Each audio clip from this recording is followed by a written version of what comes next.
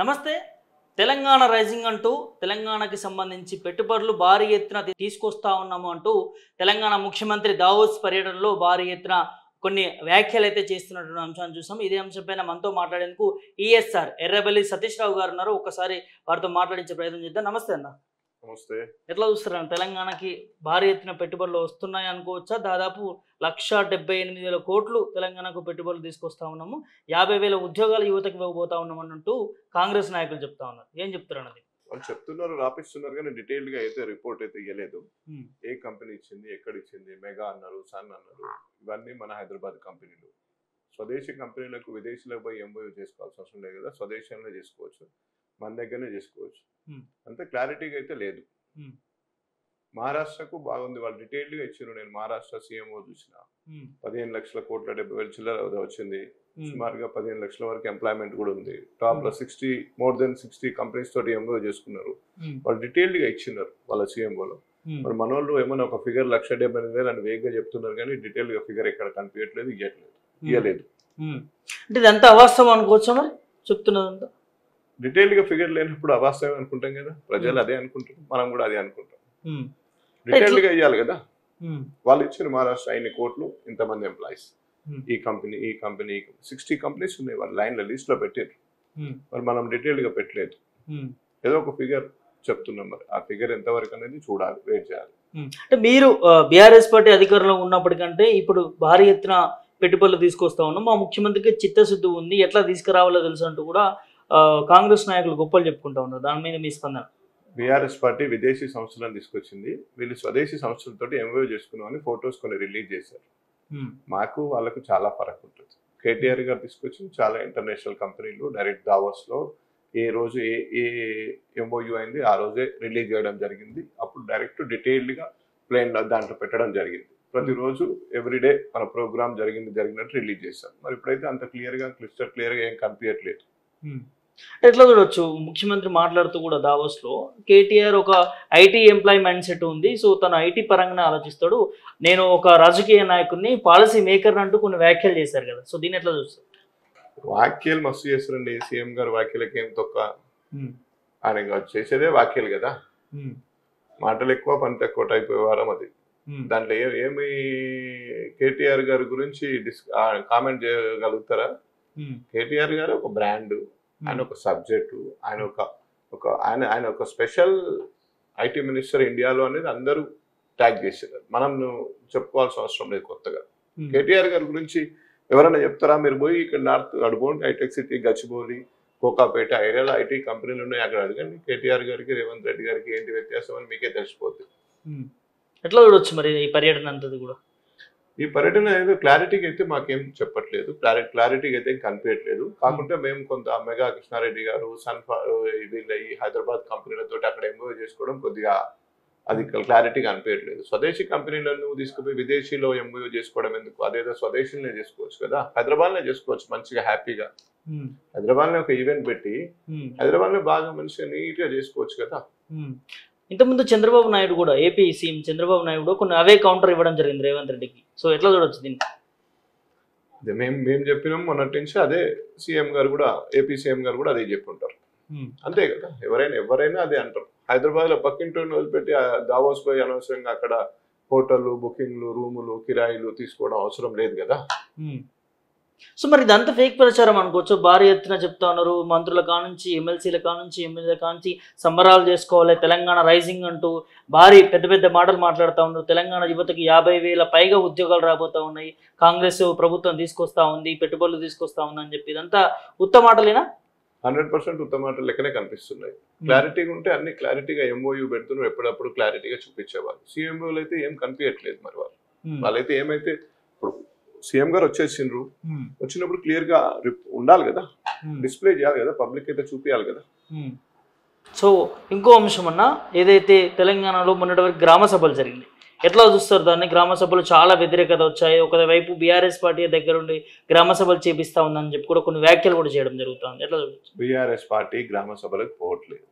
BRS party కార్యకర్తలు కానీ నాయకులు కానీ ఆ సభలకు పోవట్లేదు. ప్రజలు విసుకొచ్చారు. ప్రజాపాలన అనే అప్లికేషన్ తీసుకున్నారు, ఇంకోటి అప్లికేషన్స్ తీసుకున్నారు, ఏ అప్లికేషన్ తీసుకున్నారు, కొన్నిట్లో వాళ్ళ పేర్లు వచ్చినాయి, కొన్నిట్లో పేర్లు కనిపిస్తలేవు. ఖాళీ లిస్ట్ సార్ట్అవుట్ చేసుకోవట్లనే ప్రజలకు అయోమయం గురి చేస్తున్నది ఈ ప్రభుత్వం.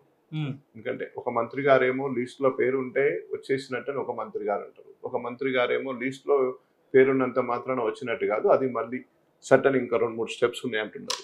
ప్రజలకు ఇప్పటికైనా క్లియర్ గా క్లారిటీగా ఒక అవగాహన ప్రకారం ఏం చేస్తున్నాం, మనం ఎట్లా చేస్తున్నాం, ఇందిరమ్మ ఇండ్లకు ఏ ఎజెండా పెట్టుకున్నాం, ఏ ప్రతిపాదకన ఇస్తున్నాం, వాళ్ళని కన్ఫ్యూజ్ చేయకుండా. వాళ్ళు చాలా మంది ఇబ్బంది పడుతున్నారు, కొందరికి వచ్చినాయని, కొందరు రాలేదని, కొందరికి పోతున్నాయని రూమర్స్ తోటి ఇబ్బంది పడుతున్నారు ప్రజలు. ఇప్పటికైనా ఒక క్లారిటీ ఇవ్వండి.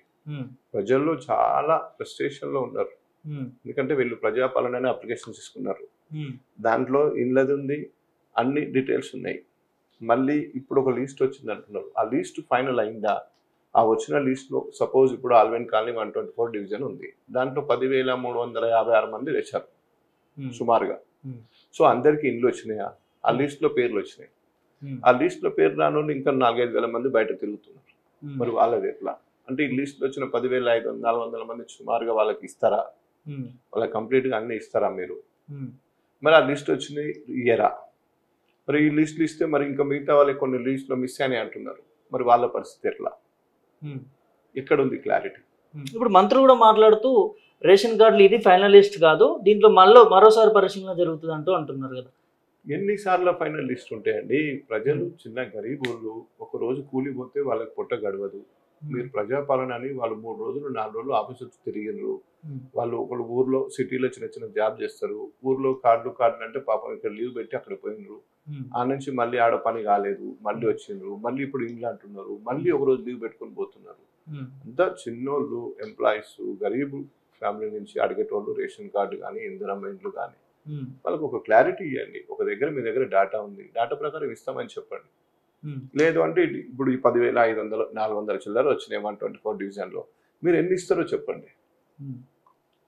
ఈ డివిజన్కు మేము ఇంత ఇస్తున్నాం, ఒకవేళ ఇస్తే ఏ ప్రతిపాదకన ఇస్తారు? మరి దీన్ని ఎన్నడూ సార్ట్అవుట్ చేస్తారు? దీన్ని ఎట్లా? కానీ వాళ్ళని అయోమయం గురి చేయకూడదు కదా, కన్ఫ్యూజ్ చేస్తున్నారు బాగా. మీరు ఇచ్చేది ఎప్పుడు, వాళ్ళకు వచ్చేది ఎప్పుడు, ఆ లిస్ట్లో ఎంతమంది ఇస్తారు, పోనీ డ్రా సిస్టమ్ ఇస్తారా, లేకుంటే ఏ లెక్కలు ఇస్తారు మీరు? ఇప్పుడు అసలు 10,436లో లిస్టు రాలేదని చాలా మంది కన్ఫ్యూజ్లో ఉన్నారు.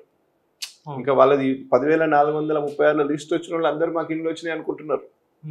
విచిత్రం ఏంటంటే ఈ 10,436 మంది మాకు ఇండ్లు వచ్చేసాయి అనుకుంటున్నారు. అరే ఆ లిస్ట్ లో మా పేరు లేదు కదని కొందరు కన్ఫ్యూజ్ గా బాగా రోడ్డు మీద తిరుగుతున్నారు. దీంట్లో క్లారిటీ లేదు. సో ఇంకో అంశము, ఇండ్లకు సంబంధించి వీటికి సంబంధించి ఎందుకు గ్రామ సభలు పెట్టినప్పుడు ఈ గొడవలు ఎందుకు వస్తా ఉన్నా, ప్రజలు తిరగబడతా ఉన్నారు? నేను చెప్పింది ఇదే కన్ఫ్యూజ్ కదా. ఈ కన్ఫ్యూజన్ లిస్ట్ లో పేర్లు ఉన్నాయి, కొన్ని ప్రజాపాలన అప్లికేషన్ ఇచ్చాం కదా, మా పేరు అక్కడ ఉంటదేమో అని కొందరు అనుకున్నారు. టైం చూస్తే ఆ పేరు లేదు.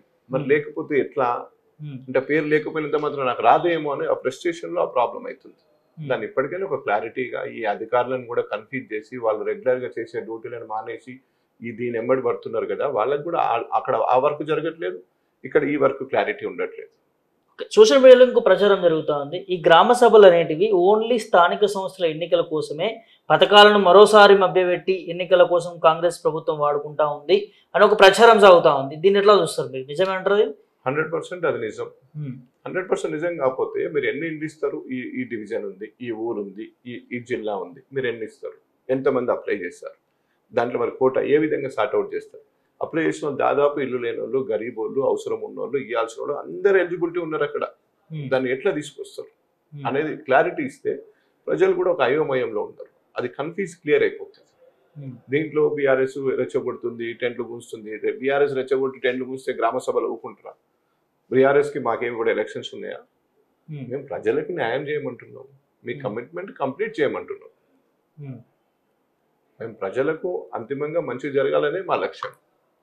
మేము తెలంగాణ కొట్లాడి తీసుకొచ్చినాము. మా తెలంగాణ ప్రజలు, మా పార్టీ అధికారం లేకున్నా మీరు అధికారంలో ఇస్తామని తీసుకొచ్చి మీరు వచ్చిండ్రు, వాళ్ళకి ఇవ్వండి మంచిది.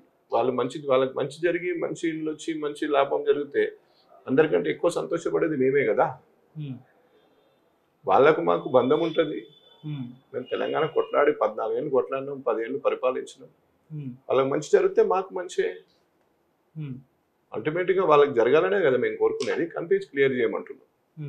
బీఆర్ఎస్ ఖచ్చితంగా ప్రజలకు అండగానే ఉంటుంది, ఇట్లాంటి విషయంలో ముందుండదు అంటారా? ఏదైతే గొడవలు పెట్టే విషయం, గొడవ ఎప్పుడు పెట్టదండి. బీఆర్ఎస్ పార్టీ ఎప్పుడు తెలంగాణ అభివృద్ధి కోరుకుంటుంది.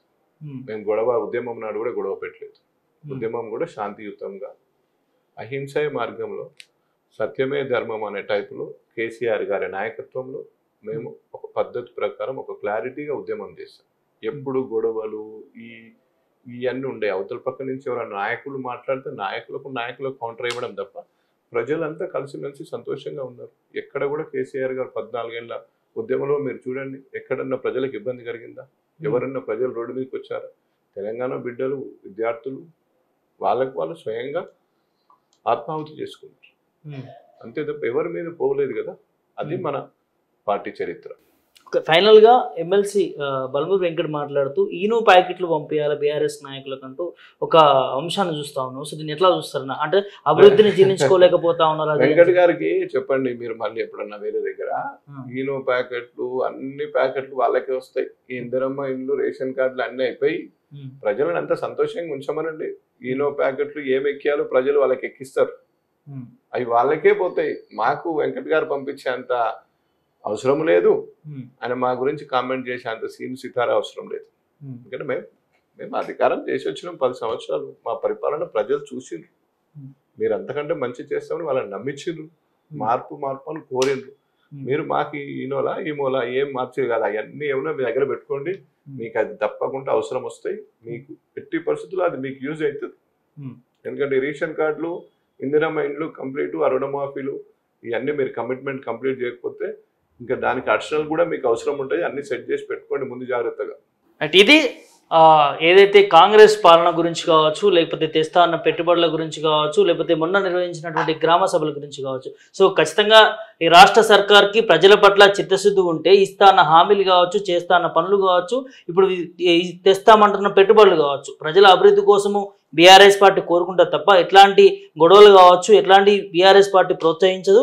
బీఆర్ఎస్ పార్టీ కేవలం ప్రజల పక్షాన ఉంటుంది, ప్రజల అభివృద్ధి కోసం ముందుంటుంది అంటూ కూడా శేర్లింగంపల్లి సీనియర్ బీఆర్ఎస్ నాయకులు ఎర్రబెల్లి సతీష్ రావు గారు చెప్తున్నటువంటి అంశం చూస్తున్నాం. కెమెరామ్యాన్ కళ్యాణ్తో ప్రభాకర్, మిర్రర్ టీవీ, హైదరాబాద్ నుంచి.